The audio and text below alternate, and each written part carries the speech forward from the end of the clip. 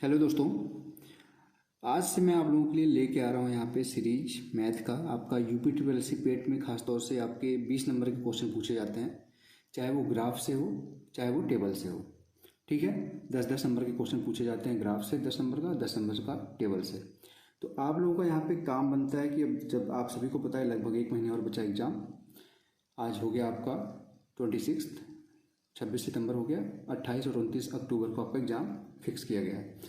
तो आप लोगों का काम बनता है कि अब डेली बेसिस पे आप लोग कुछ ऐसे क्वेश्चन लगाइए जिससे आप लोगों के मार्क्स यानी कि नंबर इंक्रीज हो सकें। उसमें से सबसे ज़्यादा आपके इंक्रीज कर सकते हैं नंबर आपके ये ग्राफ और टेबल के क्वेश्चंस के। तो इसीलिए मैं आज से आप लोगों के लिए शुरू कर रहा हूँ और डेली बेसिस पे कोशिश करूँगा कि मैं आप लोगों के लिए कम से कम 1 से 2 क्वेश्चन आप लोगों को डेली करा सकूँ, 1 से 2 ग्राफ या फिर आपके टेबल के क्वेश्चन करा सकूँ आप लोगों को डेली बेसिस पे। तो अगर आप लोग अगर इस वीडियो पे अच्छा रिस्पांस देंगे तो आप लोगों के लिए मैं डेली में अच्छे क्वेश्चन लेके आऊँगा, जो कि आपने देखा होगा लास्ट ईयर का पेट का क्वेश्चन ग्राफ और टेबल का काफ़ी अच्छा लेवल का था। उस लेवल के सारे क्वेश्चन कराऊंगा। आज मैं बस आप लोगों को एक ब्रीफ दे रहा हूँ और 2 क्वेश्चन कराऊंगा जिसमें आप लोगों को परसेंटेज का यहाँ पे जो फंडा होता है वो क्लियर करूँगा दोनों क्वेश्चन में। तो देर नहीं करते, अगर वीडियो अच्छी लगी तो प्लीज़ वीडियो को लाइक करिएगा। ऐसी वीडियो डेली बेसिस पे देखने के लिए रोशन की क्लास यूट्यूब चैनल को सब्सक्राइब कर लीजिएगा। ठीक है दोस्तों, चलिए स्टार्ट करते हैं आज के क्वेश्चन को। यहाँ पे लाइन ग्राफ दिया गया है। यहाँ पे सबसे पहले पढ़ लेते हैं क्वेश्चन में क्या लिखा गया, वैसे प्रैक्टिस हो जाएगी तो ये पढ़ने की जरूरत भी नहीं होती है। विगत वर्षों में 2 व्यवसाय भागीदार जो हैं ए और बी के नाम से वो निवेश करते हैं। अलग अलग वर्षों में 2 भागीदार हैं, बिजनेस में इन्वेस्ट कर रहे हैं ए और बी, और ये जो इन्वेस्ट कर रहे हैं वो लाख में कर रहे हैं। जैसे यहाँ पे अगर 60 है तो 60 लाख होगा वो। ठीक है, तो इस तरीके से इतना आपने देख लिया। अब देखते हैं हम लाइन ग्राफ, पहले सही से देखते हैं लाइन ग्राफ। यहाँ पे देखिए आपको दिख रहा है, सारी चीज़ें मैंने हाथ से बनाई हुई हैं, तो आप ध्यान से देखिएगा, आपको कोई भी दिक्कत नहीं होगी, समझा दूंगा मैं। ए को इस तरीके से प्रदर्शित किया गया और बी को ये कट तरीके से प्रदर्शित किया गया है। तो यहाँ पे देखिए 2 लाइनें हैं, यहाँ पे नीचे वर्ष दिखा रहा है और इन्होंने कितना निवेश किया गया है ये लाइन दिखा रहा है। तो यहाँ पे देखेंगे 2001 में ए ने कितना निवेश किया है 60 लाख।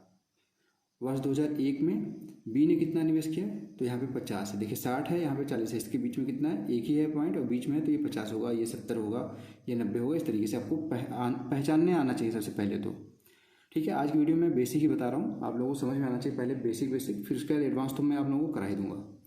अब 2002 में ए का निवेश है 40 लाख, क्योंकि देखिए इसके सामने है 40, और बी का निवेश है यहाँ पे 70 है। इसी तरीके से पूरा आपको यहाँ पे ग्राफ समझना है कि कितना कितना कहाँ पे है।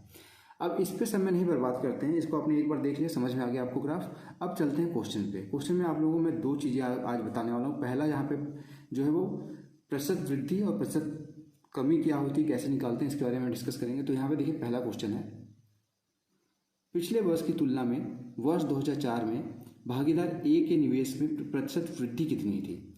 यानी कि जो ए ने निवेश किया है 2004 में, पिछले वर्ष की तुलना में कितना बढ़ा है, कितने प्रतिशत की वृद्धि हुई उसमें। तो पिछला वर्ष क्या होगा 2004 का, पिछला वर्ष हो जाएगा 2003। यहाँ पे आप ग्राफ देख लीजिए, यहाँ पे 2004 में ए का कितना निवेश है, ए यानी कि गोले वाले का निवेश यहाँ पे है, इसने निवेश किया है 70 लाख। देखिए 70 के सामने यहाँ पे और 2004 के सामने, तो 70 लाख है। अब यहाँ पे देख लीजिए, लिख लीजिए यहाँ पे 70 आप याद करिए। ठीक है, यहीं पे लिख लेते हैं 70 लाख। ठीक, अब 2003 में देखिए कितना है ए का निवेश। 2003 में जस्ट पीछे जाइए तो ए का निवेश यहाँ पे देखेंगे 50 लाख, 50 के सामने 50 लाख।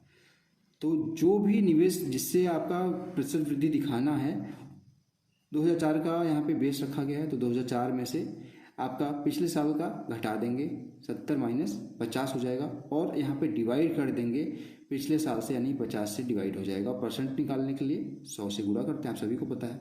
इसको आप सॉल्व करेंगे तो यहाँ से आ जाएगा 50 दूनी 100, और 70 में से 50 के बाद कितना आएगा, यहाँ पे 20 आएगा, 20 में 2 का गुणा कर देंगे तो आ जाएगा 40।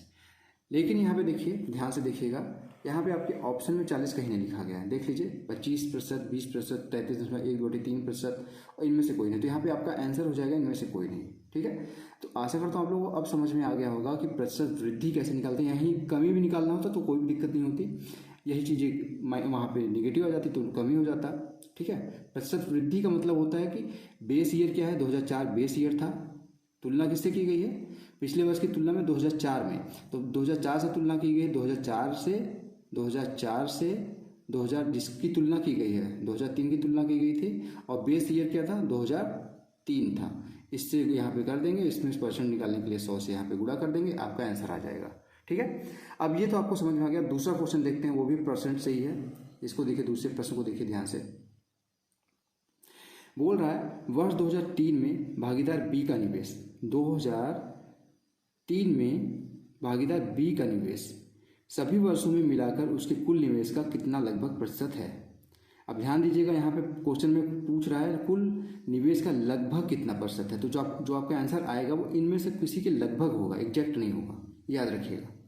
तो यहाँ पे 2003 में बी का निवेश कितना है, सबसे पहले ये देखते हैं, और उसके बाद क्या बोल रहा है कुल निवेश सभी वर्षों में उसका कुल निवेश क्या है। इसके लिए क्या करना पड़ेगा, आपको ग्राफ देखना पड़ेगा। ग्राफ देखने के लिए सबसे पहले हम चलते हैं फिगर पे।